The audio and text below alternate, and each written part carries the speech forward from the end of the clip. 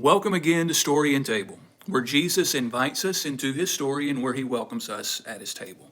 Now, most of us grew up hearing the word believe, like it means agreeing that something is true.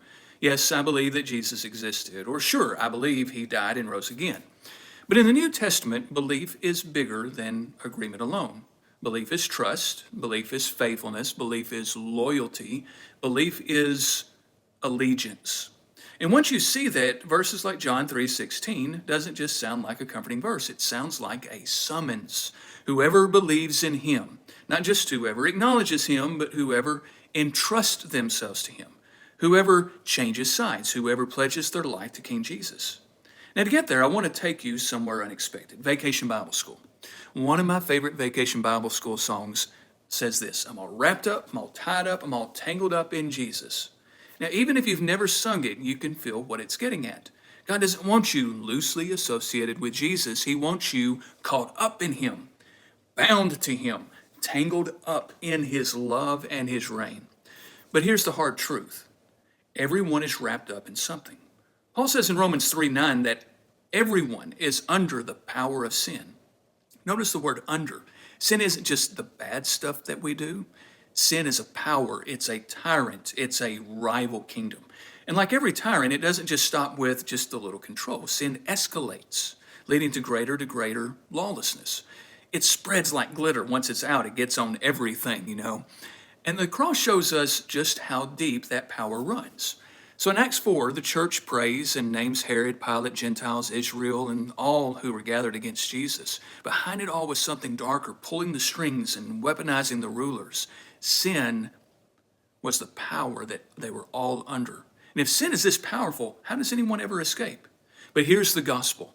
Not primarily here's what you must do, not merely here's what you can go someday.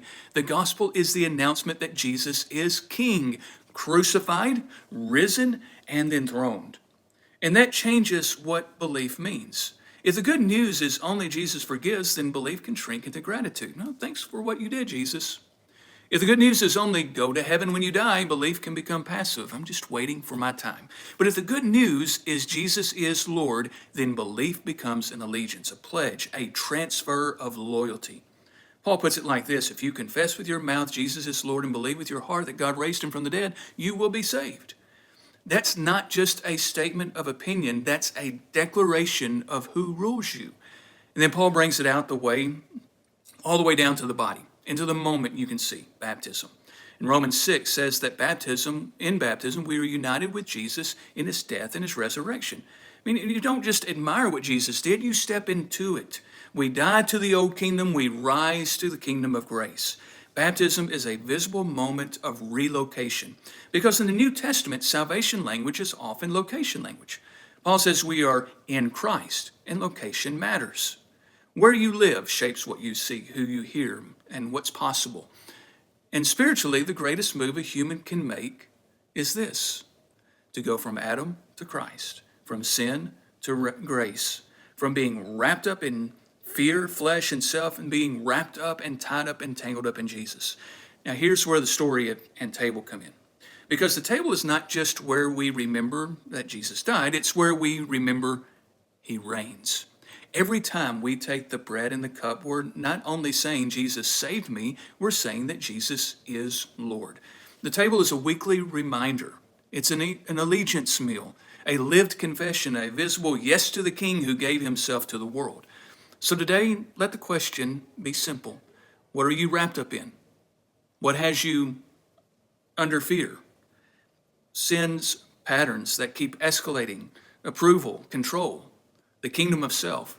And what would it look like, not just to agree with Jesus, but to actually belong to him? To say with your life, I'm with the risen King, because whoever believes in him is whoever gives their life to him in allegiance.